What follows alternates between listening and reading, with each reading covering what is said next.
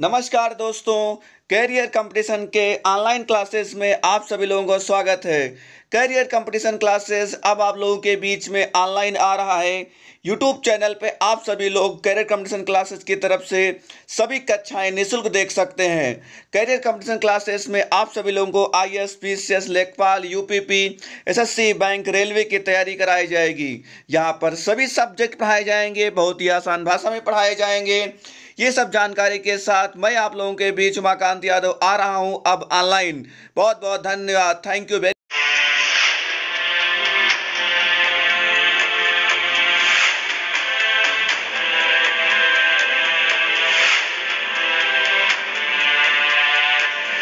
नमस्कार, मैं हूं निवेदिता।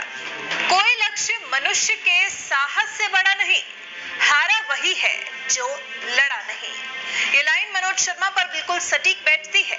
मनोज शर्मा एक ऐसा नाम जो ज्यादा चर्चित तो नहीं है, लेकिन इनकी कहानी किसी चर्चा के विषय से कम नहीं है, जो रोमांच से भरी है और भरी है मनोज शर्मा के साहस और उनकी हिम्मत से। मनोज शर्मा महाराष्ट्र कैडर से आईपीएस हैं, जो देश के हर युवा के लिए एक मिसाल है। हारी हुई बाजी को कैसे जीता जाए, ये इसकी मिसाल है। सक्सेस का असली मतलब बताने वाले मनोज शर्मा, जिनके जीवन पर बीते महीने उन्हीं के साथी और जीएसटी के डिप्टी कमिश्नर अनुराग पाठक ने एक किताब लिखी, जिसका शीर्षक है 12th फेल, हारा वही जो लड़ा नहीं।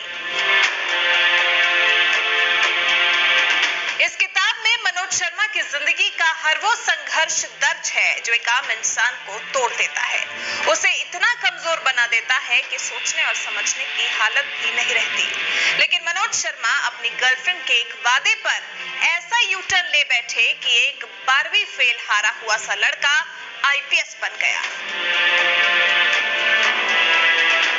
आइए जाने मनोज शर्मा की सफलता की कहानी, जो हर किसी के लिए एक मिसाल है। 2005 बैच के महाराष्ट्र कैडर से आईपीएस मनोज शर्मा अभी मुंबई में additional commissioner of west region के पद पर तैनात हैं। मध्य प्रदेश के मुरैना जिले में जन्मे मनोज 12वीं तक पढ़ाई में बेहद मामूली छात्र की तरह ही रहे। वो 9वीं, 10वीं और 11वीं में 3rd डिवीजन के साथ पास हुए, और वो भी नकल करके। मनोज 12वीं में भी नकल करके ही जैसे तैसे पास होना चाहते थे, और फिर टाइपिंग सीख कर कहीं न कहीं जॉब, जिसके लिए उन्होंने 12वीं की परीक्षा में नकल करने का भी पूरा प्लान बना रखा था। लेकिन एसडीएम ने स्कूल में सख्ती बढ़ा रखी थी, तो वो नकल भी नहीं कर पाए और फेल हो गए। लेकिन एसडीएम की पावर को देखकर मनोज के मन में ऐसा ही पावरफुल इंसान बनने का ख्याल आया। लेकिन मनोज 12वीं में फेल होने के बाद रोजी रोटी के लिए अपने भाई के साथ टेम्पो चलाते थे। एक दिन टेम्पो पकड़ा गया। एसडीएम से मिलकर टेम्पो छुड़ाने की बात करनी थी। मनोज उनसे मिलने तो गए, लेकिन टेम्पो छुड़वाने की बात करने के बजाय ये पूछा कि आपने इस पद पर आने के लिए तैयारी कैसे की, और तय कर लिया कि अब तो यही बनेंगे। और फिर क्या, कुछ ही दिन में मनोज अपने घर से थैला लेकर ग्वालियर आ गए। मंजिल लंबी थी और रास्ता बेहद मुश्किल। इस रास्ते पर चलना मनोज के लिए बिल्कुल आसान नहीं था। तमाम परेशानियां थी, पैसों की तंगी थी, खाना तक नहीं था। हालात ऐसे थे कि मंदिर के बाहर भिखारियों के पास सोना भी पड़ा। लेकिन तमाम मुश्किलों के बाद भी हौसला बुलंद था। वो टूटे नहीं। किस्मत ने भी थोड़ा साथ दिया तो लाइब्रेरियन कम चपरासी का काम मिल गया। कवियों और विद्वानों की सभाओं में बिस्तर बिछाना, पानी पिलाना, मनोज पेट भरने के लिए ये काम करने लगे, और इस लाइब्रेरी में रखी किताब मनोज के सपनों को उड़ान देने लगी। गोर्गी और अब्राहम लिंकन को पढ़कर मनोज ने एसडीएम बनने की ठान ली और तैयारी शुरू कर दी।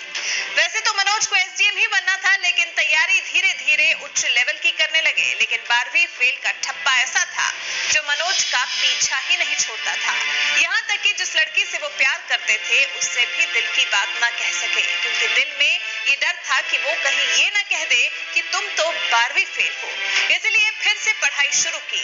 संघर्ष करके दिल्ली पहुंच गए, और फिर पैसों की जरूरत ने बड़े घरों में कुत्ते टहलाने का काम दिला दिया, जिसके लिए मनोज को 400 रुपए प्रति कुत्ता खर्च मिलता था। विकास दिव्यकीर्ति नाम के शिक्षक ने मनोज शर्मा को बिना फीस यूपीएससी में एडमिशन दिया। पहले अटेम्प्ट में प्री बड़ी आसानी से क्लियर कर लिया, लेकिन दूसरे और तीसरे अटेम्प्ट में मनोज प्यार में थे तो फेल हो गए। जिस लड़की से वो प्यार करते थे, उसके सामने उन्होंने अपने दिल की बात रखी। कहा कि अगर तुम हाँ कर दो और मेरा साथ दो तो मैं दुनिया पलट सकता हूँ। बस इस तरह मोहब्बत में जीत के बाद मनोज ने चौथी बार में परीक्षा उत्तीर्ण कर मेंस भी क्लियर कर लिया और मनोज यूपीएससी की परीक्षा में 121वीं रैंक के साथ आईपीएस बन गए। आईपीएस मनोज शर्मा की ये कहानी आज के समय में उन बच्चों के लिए मिसाल है जो हारने के बाद टूट जाते हैं, निराश हो जाते हैं। ऐसे में ये कहानी उन बच्चों को प्रेरणा देती है।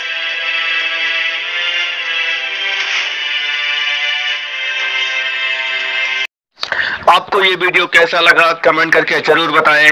अगर ये वीडियो आपको पसंद आया हो तो लाइक जरूर करें। ऐसे वीडियो और देखने के लिए चैनल को सब्सक्राइब कर लें। बहुत बहुत धन्यवाद।